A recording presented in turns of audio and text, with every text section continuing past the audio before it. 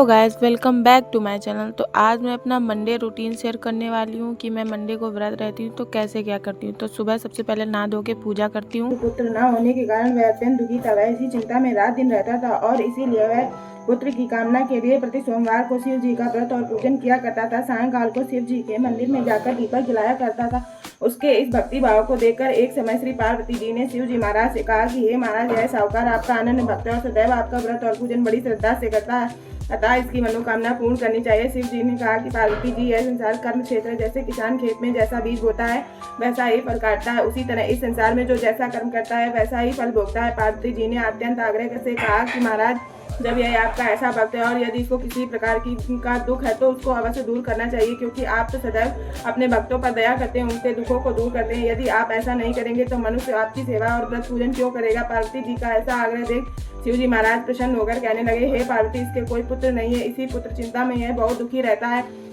इसके बाद में पुत्र न होने पर भी मैं इसको पुत्र की प्राप्ति का वर देता हूँ, परंतु वह पुत्र केवल 12 वर्ष तक ही जीवित रहेगा। इसके पश्चात वह मृत्यु को प्राप्त होगा, इससे अधिक और मैं इसके लिए कुछ नहीं कर सकता।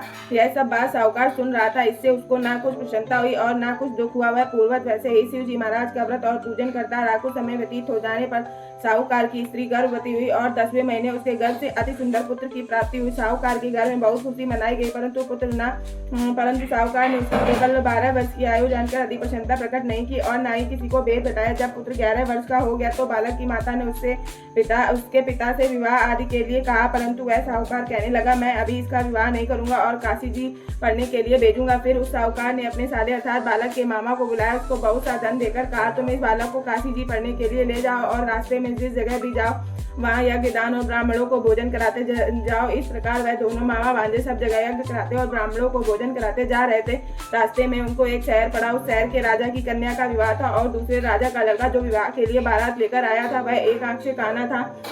लड़के के पिता को इस बात की बड़ी चिंता थी कि कहीं वर को देख कन्या के माता पिता विवाह में किसी प्रकार की अड़चन पैदा न कर दें। इस कारण जब उसने अति सुंदर सेठ के लड़के को देखा तो मन में विचार किया कि क्यों न दरवाजे के समय इस लड़के से वर का काम ले लिया जाए। ऐसा विचार कर राजा ने उस लड़के और उसके मामा से कहा तो वह राजी हो गए और साहूकार के लड़के को स्नान आदि करा, वर के कपड़े पहना तथा घोड़ी पर चढ़ा दरवाजे पर ले गए और बड़ी शांति से सब कार्य हो गए। सब अब वर के पिता ने सोचा, यदि विवाह कार्य भी इसी लड़के से करा दिया जाए तो क्या बुराई है। ऐसा विचार करके उसके मामा से कहा, यदि आप फेरों और कन्यादान का काम भी करा दें तो आपकी बड़ी कृपा होगी और हम इसके बदले में आपको बहुत सा धन देंगे। उन्होंने स्वीकार कर लिया और विवाह कार्य बहुत अच्छी तरह से हो गया।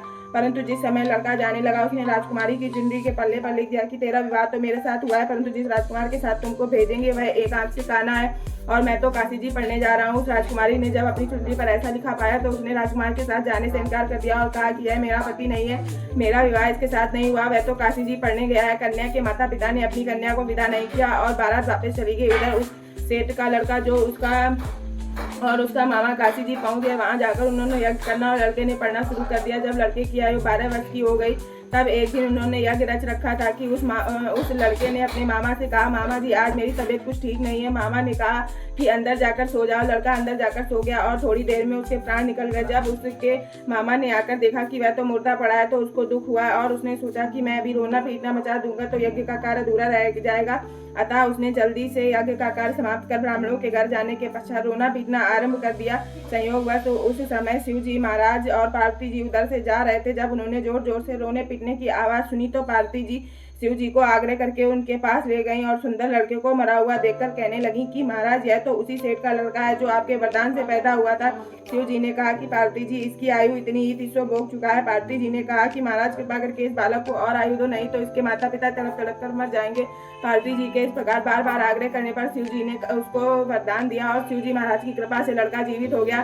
शिव पार्वती कैलाश चले गए। तब वह लड़का और उसका मामा उसी प्रकार यज्ञ कराते हुए अपने घर की तरफ चल पड़े और रास्ते में उसी शहर में आए जहाँ उस लड़के का विवाह हुआ था। वहां पर आकर जब उन्होंने यज्ञ आरंभ कर दिया तो लड़के के ससुर ने उसको पहचान लिया और अपने महल में लाकर बड़ी खाती की और साथ ही बहुत सारा धन और दासियों सहित अपने बड़े आदर और सत्कार के साथ अपनी लड़की और जमाई को विदा किया। जब वह अपने शहर के निकट आए तो उसके मामा ने कहा कि मैं पहले तुम्हारे घर जाकर खबर कर आता हूँ। उस समय उसके माता पिता अपने घर की छत पर बैठे हुए थे और उन्होंने यह प्रण कर रखा था कि यदि हमारा पुत्र सकुशल घर आया तो राजी खुशी नीचे आ जाएंगे, नहीं तो छत से गिरकर अपने प्राण दे देंगे। इतने में उस लड़के के मामा ने आकर यह सारा समाचार दिया कि आपका पुत्र आ गया है, परंतु उनको विश्वास न आया। तब उसके मामा ने शपथ पूर्वक कि आपका पुत्र अपनी स्त्री तथा बहुत सारा धन लेकर आया। तो उस सेठ ने बड़े आनंद के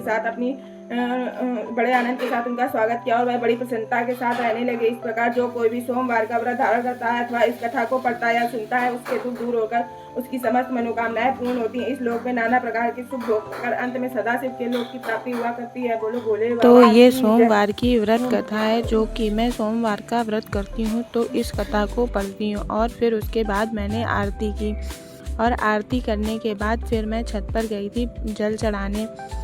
सूर्य भगवान को जल चढ़ा के फिर मैं नीचे आती हूँ और पूजा की थाली लगाती हूँ, जो कि मैं पास के ही एक मंदिर में जाती हूँ। तो मैंने फिर जल लिया और चली गई थी मंदिर में पूजा करने।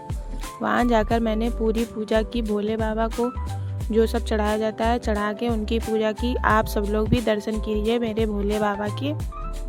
और सारे भगवान जी से आशीर्वाद लेकर फिर मैं चली आई थी घर और दिन में थोड़े से फ्रूट्स खाती हूँ। बस कुछ ऐसा ही सिंपल सा दिन रहता है मेरा।